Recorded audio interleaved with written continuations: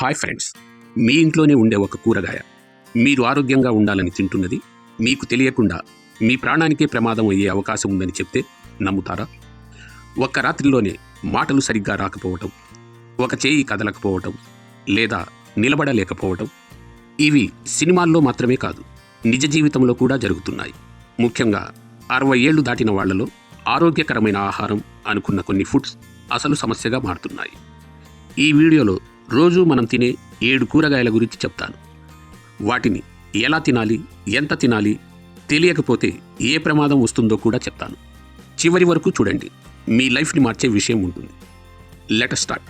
Number 1, పాలకూర. పాలకూర తింటే పవర్ఫుల్ బాడీ వస్తుందని మనందరికీ తెలుసు. చిన్నప్పటి నుంచి మన ఇంట్లో పెద్దవాళ్ళు కూడా ఇదే చెప్పారు. కానీ మీకు ఒక షాకింగ్ నిజం తెలుసా? అదే పాలకూర 60 ఏళ్లు పైబడిన వారికి ఒక్కోసారి ప్రాణాంతకంగా మారవచ్చు. అవును, మీరు విన్నది నిజమే. అమృతం లాంటి పాలకూర సీనియర్ సిటిజన్స్కు ఎందుకు ప్రమాదమో ఈ వీడియోలో వివరంగా తెలుసుకుందాం. పాలకూరలో విటమిన్ కే పుష్కలంగా ఉంటుంది. సాధారణంగా దెబ్బలు తగిలినప్పుడు రక్తం గడ్డకట్టడానికి ఈ విటమిన్ అవసరం. అయితే 60 ఏళ్లు దాటిన చాలామంది బీపీ లేదా గుండె సంబంధిత సమస్యల వల్ల బ్లడ్ థిన్నర్స్ అనగా రక్తాన్ని పల్చబరిచే మందులు వాడుతుంటారు. ఇక్కడే అసలు చిక్కు వచ్చి పడుతుంది. మీరు తీసుకునే మందులు రక్తాన్ని పలచగా ఉంచాలని చూస్తే పాలకూరలోని విటమిన్ కే ఆ మందుల ప్రభావాన్ని తగ్గించి రక్తాన్ని మళ్లీ గట్టిపడేలా చేస్తుంది. రక్తం అలా గడ్డ కట్టడం వల్ల చిన్న చిన్న క్లాట్స్ ఏర్పడతాయి. ఈ గడ్డలు రక్తనాళాల ద్వారా ప్రయాణించి మెదడుకు వెళ్తే బ్రెయిన్ స్ట్రోక్ వచ్చే అవకాశం ఉంది. అలాగే గుండెకు వెళ్తే హార్ట్ అటాక్ వచ్చే ప్రమాదం ఉంది. అందుకే రక్తం పల్చబడే మందులు వాడే పెద్దవారు పాలకూర విషయంలో చాలా అలర్ట్గా ఉండాలి. కేవలం రక్తమే కాదు, పాలకూరలో ఆక్సలేట్స్ కూడా ఎక్కువే. వయసు పైబడిన వారిలో కిడ్నీ పనితీరు కొంచెం నెమ్మదిస్తుంది. ఆ సమయంలో ఈ ఆక్సలేట్స్ వల్ల కిడ్నీలో రాళ్లు ఏర్పడే ఛాన్స్ చాలా ఎక్కువగా ఉంటుంది. అలాగే దీనివల్ల యూరిక్ యాసిడ్ పెరిగి కీళ్ల నొప్పులు కూడా ఎక్కువయ్యే అవకాశం ఉంది. అయితే పాలకూరను పూర్తిగా మానేయాల్సిన అవసరం లేదు. కానీ ఈ చిన్న జాగ్రత్తలు తప్పనిసరి. ఒకరోజు విపరీతంగా తినేసి వారం రోజులు మానేయటం చేయకండి. మీ డాక్టర్ సలహాతో వారానికి 1 లేదా 2 సార్లు మాత్రమే తినండి. అది కూడా తక్కువ పరిమాణంలో తీసుకోండి. పాలకూరను పచ్చిగా కాకుండా బాగా ఉడికించి తీసుకోవడం వల్ల అందులోని ఆక్సలేట్స్ ప్రభావం తగ్గుతుంది. మీరు బ్లడ్ థిన్నర్స్ వాడుతుంటే తరచుగా PTINR టెస్ట్ చేయించుకుంటూ మీ డాక్టర్కు మీ డైట్ గురించి చెప్పండి. ఈ సమాచారం మీ ఇంట్లోని పెద్దవారికి లేదా మీకు తెలిసిన సీనియర్ సిటిజన్స్కు ఎంతో అవసరం. కాబట్టి వెంటనే ఈ వీడియోని వారికి షేర్ చేయండి. ఆరోగ్య విషయాల మీద మీకు ఏవైనా సందేహాలు ఉంటే కింద కామెంట్ చేయండి. ఇలాంటి మరిన్ని ఇంట్రెస్టింగ్ హెల్త్ టిప్స్ కోసం ఇప్పుడే మన ఛానల్ని సబ్స్క్రైబ్ చేసుకోండి. Number 2, beetroot. బీట్రూట్ జ్యూస్ తాగితే రక్తం పెరుగుతుంది, బీపీ తగ్గుతుంది అని మనందరం నమ్ముతాం. ఇది నిజమే. కానీ మీరు ఇప్పటికే బీపీ మందులు వాడుతున్నారా? అయితే ఈ ఎర్రటి జ్యూస్ మీ ప్రాణాల మీదకు తెచ్చే ప్రమాదం ఉంది. అది ఎలాగో తెలిస్తే మీరు షాక్ అవుతారు. బీట్రూట్లో ఉండే నైట్రేట్స్ మన రక్తనాళాలను వెడల్పు చేసి రక్తపోటును తగ్గిస్తాయి. ఒకవైపు మీరు బీపీని కంట్రోల్ చేయడానికి టాబ్లెట్స్ వాడుతూ మరోవైపు బీట్రూట్ జ్యూస్ కూడా తాగితే మీ బీపీ అదుపు తప్పి చాలా లో అయిపోతుంది. దీనివల్ల కళ్ళు తిరగటం, నీరసం రావటం వంటి సమస్యలు మొదలవుతాయి. అసలైన సమస్య రాత్రిపూట వస్తుంది. చాలామంది రాత్రి సమయంలో బీట్రూట్ తీసుకుంటారు. నిద్రలో మన శరీర యాక్టివిటీ తగ్గినప్పుడు సహజంగానే బీపీ కొంచెం తగ్గుతుంది. ఆ సమయంలో ఈ బీట్రూట్ ప్రభావం కూడా తోడైతే బీపీ విపరీతంగా పడిపోతుంది. ఫలితంగా మెదడుకు అందాల్సిన రక్త ప్రసరణ తగ్గుతుంది. సరిగ్గా అదే సమయంలో రక్తం గడ్డకట్టే ప్రమాదం కూడా ఉంటుంది. ఇది నిద్రలోనే స్ట్రోక్కు దారితీసే అవకాశం ఉందని నిపుణులు హెచ్చరిస్తున్నారు. మరి బీట్రూట్ తినడం మానేయాలా అంటే అవసరం లేదు. కానీ ఈ జాగ్రత్తలు పాటించండి. బీట్రూట్ను ఎప్పుడైనా ఉదయం లేదా మధ్యాహ్నం పూట మాత్రమే తీసుకోండి. రాత్రి పడుకునే ముందు పొరపాటున కూడా తీసుకోవద్దు. మీరు క్రమం తప్పకుండా బీపీ మందులు వాడుతుంటే మీ డైట్లో బీట్రూట్ చేర్చుకునే ముందు తప్పనిసరిగా డాక్టర్ని సంప్రదించండి. మీ బీపీ రీడింగ్స్ బట్టి వారు మందుల డోస్ మార్చాల్సి రావచ్చు. బీట్రూట్లో ఆక్సలేట్స్ ఎక్కువ కాబట్టి కిడ్నీలో రాళ్లు ఉన్నవారు కూడా దీనికి దూరంగా ఉండటం మంచిది. మీ ఇంట్లో బీపీ మందులు వాడే పెద్దవారు ఉంటే వెంటనే ఈ విషయాన్ని వారికి తెలియజేయండి.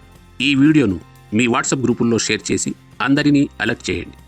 ఇలాంటి ప్రాణరక్షక హెల్త్ టిప్స్ కోసం ఇప్పుడే మన ఛానల్ని సబ్స్క్రైబ్ చేసుకోండి. మీకేమైనా సందేహాలు ఉంటే కామెంట్ బాక్స్లో అడగండి. నెంబర్ 3, సేలరీ. వెయిట్ లాస్ అవ్వాలన్నా, హెల్తీగా ఉండాలన్నా చాలామంది డైట్లో సేలరీని కంపల్సరీగా ఉంచుకుంటారు. కానీ 60 ఏళ్లు దాటిన వారికి ఈ పచ్చటి ఆకుకూర ఒక సైలెంట్ డేంజర్ అని మీకు తెలుసా? ఇది మీ శరీరంలోని నీటిని ఎలా తగ్గించి రక్తాన్ని గడ్డకట్టేలా చేస్తుందో ఇప్పుడు చూద్దాం. సేలరీ అనేది ఒక న్యాచురల్ డ్యూరెటిక్. అంటే ఇది మీ శరీరంలోని నీటిని మరియు ఉప్పును మూత్రం ద్వారా బయటకు పంపిస్తుంది. సాధారణంగా 60 ఏళ్లు దాటాక మన శరీరంలో సహజంగానే హైడ్రేషన్ తగ్గిపోతుంది. ఆ సమయంలో మీరు సేలరీని ఎక్కువగా తీసుకుంటే బాడీలో ఉండాల్సిన నీరు కూడా బయటకు పోయి డీహైడ్రేషన్ సమస్య వస్తుంది. శరీరంలో నీరు తగ్గిపోయినప్పుడు ఏమవుతుందో తెలుసా? మన రక్తం చిక్కబడుతుంది. చిక్కబడిన రక్తం రక్తనాళాల్లో వేగంగా ప్రవహించలేదు. దీనివల్ల రక్తపు గడ్డలు ఏర్పడే అవకాశాలు చాలా ఎక్కువ. ఈ క్లాట్స్ గనుక గుండెకు లేదా మెదడుకు వెళ్తే అది హార్ట్ అటాక్ లేదా స్ట్రోక్కు దారితీస్తుంది. అందుకే సీనియర్స్ సేలరీ విషయంలో చాలా జాగ్రత్తగా ఉండాలి. మరి సేలరీని ఎలా వాడాలి? ఈ టిప్స్ ఫాలో అవ్వండి. సేలరీని రాత్రిపూట అస్సలు తినకండి. దీనివల్ల రాత్రి పదే మూత్రానికి వెళ్లాల్సి వచ్చి నిద్ర పాడవటమే కాకుండా నిద్రలో రక్తం చిక్కబడే ప్రమాదం ఉంది. ఒకవేళ మీరు సేలరీ తీసుకుంటే ఆ రోజు మామూలు కంటే ఎక్కువ నీళ్లు తాగటం మర్చిపోకండి. దీన్ని కేవలం ఒక సైడ్ డిష్గా లేదా తక్కువ పరిమాణంలో మాత్రమే వాడండి. ఈ వీడియో మీకు ఉపయోగకరంగా అనిపిస్తే వీడియోని లైక్ చేయండి. మీరు ఏ ఊరు నుండి ఈ వీడియో చూస్తున్నారో కింద కామెంట్ సెక్షన్లో తప్పకుండా తెలియజేయండి. ఇలాంటి మరిన్ని లైఫ్ సేవింగ్ టిప్స్ కోసం మన ఛానల్ని ఇప్పుడే సబ్స్క్రైబ్ చేసుకోండి.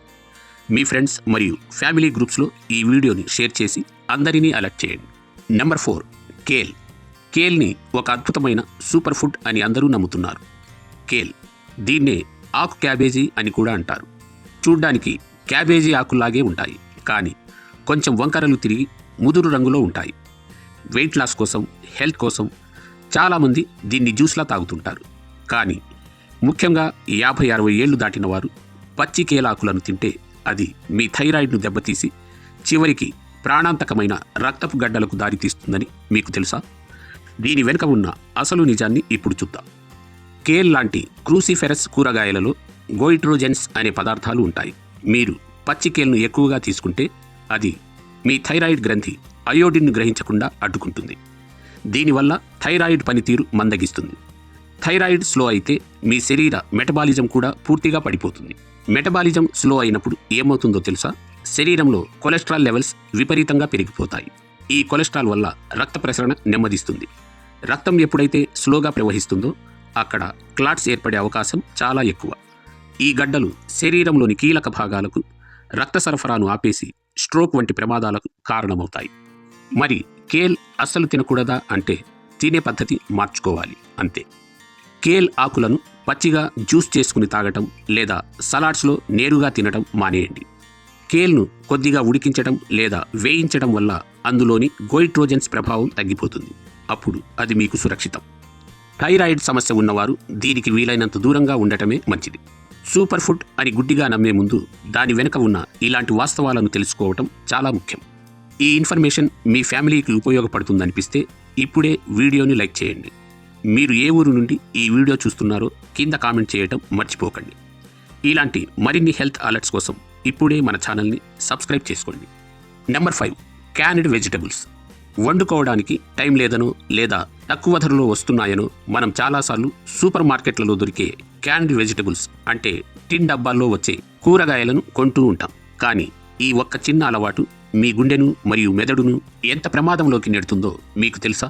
ముఖ్యంగా 60 ఏళ్లు దాటిన వారు ఈ టిన్ కూరగాయల జోలికి ఎందుకు వెళ్ళకూడదో ఇప్పుడు చూద్దాం. ఈ కూరగాయలు పాడవకుండా ఉండటానికి వీటిలో సోడియం అంటే ఉప్పుని విపరీతంగా కలుపుతారు. మనం ఇంట్లో వాడుకునే ఉప్పు కంటే ఇది చాలా రెట్లు ఎక్కువ.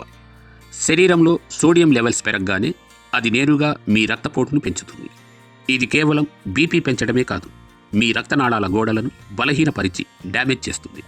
శరీరంలో సోడియం పెరిగినప్పుడు అది నీటిని పట్టి ఉంచుతుంది. దీనివల్ల రక్తం చిక్కబడుతుంది. చిక్కబడిన రక్తం ధమనుల్లో ప్రవహించడం కష్టమవుతుంది. ఈ క్రమంలోనే రక్తపు గడ్డలు ఏర్పడి అవి మెదడుకు వెళ్లే రక్త ప్రసరణను అడ్డుకుంటే అది తీవ్రమైన స్ట్రోక్కు దారితీస్తుంది. అందుకే ఈ టిన్ కూరగాయలు ఒక హిడెన్ డేంజర్. మరి ఇలాంటి సమయంలో ఏం చేయాలి? ఈ సింపుల్ టిప్స్ పాటించండి. ఒకవేళ మీరు క్యాన్డ్ వెజిటబుల్స్ వాడాల్సి వస్తే వాటిని టిన్లో నుండి తీశాక నీళ్లతో బాగా కడగండి. ఇలా చేయటం వల్ల అందులోని అదనపు సోడియం కొంతవరకు పోతుంది. లో సోడియం లేదా నో సాల్ట్ యాడెడ్ అని ఉన్న ప్రోడక్ట్స్ మాత్రమే ఎంచుకోండి. టిన్ కూరగాయల కంటే తాజా కూరగాయలు లేదా ఫ్రోజన్ వెజిటబుల్స్ వాడటం ఆరోగ్యానికి ఎంతో మేలు. చూశారుగా, ఈ చిన్న చిన్న విషయాలే మన ప్రాణాలను కాపాడుతాయి. నెంబర్ 6, ఆలుగడ్డ, పొటాటో. ఇది లేనిదే మన వంటింట్లో ఏ వంటకం పూర్తి కాదు. ఇది కూరగాయే కదా, తింటే ఏమవుతుందిలే అని మనం చాలా లైట్ తీసుకుంటాం. కానీ 60 ఏళ్లు దాటిన వారికి ఈ ఆలుగడ్డ ఒక సైలెంట్ షుగర్ బాంబ్ అని మీకు తెలుసా? ఇది మీ రక్తంలో షుగర్ లెవెల్స్ను ఎలా పెంచి ప్రాణాంతకమైన రక్తపు గడ్డలకు దారితీస్తుందో ఇప్పుడు చూద్దాం. ఆలుగడ్డలో స్టార్చ్ చాలా ఎక్కువ. మనం దీన్ని తిన్న వెంటనే మన శరీరం ఆ స్టార్చ్ను గ్లూకోజ్గా అంటే షుగర్గా మారుస్తుంది. సాధారణంగా 60 ఏళ్లు దాటాక మన శరీరంలో ఇన్సులిన్ రెస్పాన్స్ నెమ్మదిస్తుంది. దీనివల్ల రక్తంలో షుగర్ లెవెల్స్ ఒక్కసారిగా పెరిగిపోతాయి. వీటిని కంట్రోల్ చేయటం శరీరానికి కష్టమవుతుంది. రక్తంలో షుగర్ లెవెల్స్ మాటిమాటికి పెరగటం వల్ల మన రక్తనాళాలు లోపల డ్యామేజ్ అవుతాయి. ఇలా దెబ్బతిన్న రక్తనాళాల్లో రక్తం ప్రవహించడం కష్టమై అక్కడ క్లాట్స్ ఏర్పడే అవకాశం చాలా ఎక్కువ. ఈ రక్తపు గడ్డలే చివరికి హార్ట్ అటాక్ లేదా స్ట్రోక్కు ప్రధాన కారణమవుతాయి. అందుకే ఆలుగడ్డ విషయంలో చాలా జాగ్రత్తగా ఉండాలి. మరి ఆలుగడ్డను పూర్తిగా మానేయాలా? అవసరం లేదు. కానీ ఈ పద్ధతులు పాటించండి. ఆలుగడ్డను వారానికి ఒకసారి లేదా 2 సార్లు మాత్రమే, అది కూడా తక్కువ పరిమాణంలో తీసుకోండి. రోజూ తినడం అస్సలు మంచిది కాదు. ఆలుగడ్డను తిన్నప్పుడు దానితో పాటు పప్పు, గుడ్డు లేదా పీచు పదార్థాలు ఎక్కువగా ఉండే కూరగాయలు కలిపి తినండి. దీనివల్ల షుగర్ ఒక్కసారిగా పెరగకుండా ఉంటుంది. డీప్ ఫ్రై చేసిన చిప్స్ లేదా ఫ్రైల కంటే ఉడికించిన ఆలుగడ్డలు కొంచెం బెటర్. నెంబర్ 7, పచ్చళ్ళు. వేడి అన్నంలో కాస్త ఆవకాయ పచ్చడి వేసుకుని తింటే అబ్బా, ఆ రుచే వేరు కదా. కానీ 60 ఏళ్లు దాటిన వారికి ఈ పచ్చడి ఒక డబుల్ డేంజర్ అని మీకు తెలుసా? ఇది మీ రక్తపోటును పెంచడమే కాదు, సైలెంట్గా మీ రక్తనాళాలను ఎలా దెబ్బతీసి ప్రాణాంతకమైన క్లాట్స్కు కారణమవుతుందో తెలిస్తే మీరు షాక్ అవుతారు. పచ్చళ్లలో 2 ప్రధాన శత్రువులు ఉన్నాయి.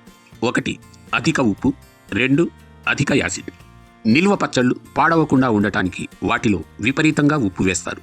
ఈ ఉప్పు నేరుగా మీ రక్తపోటును పెంచుతుంది.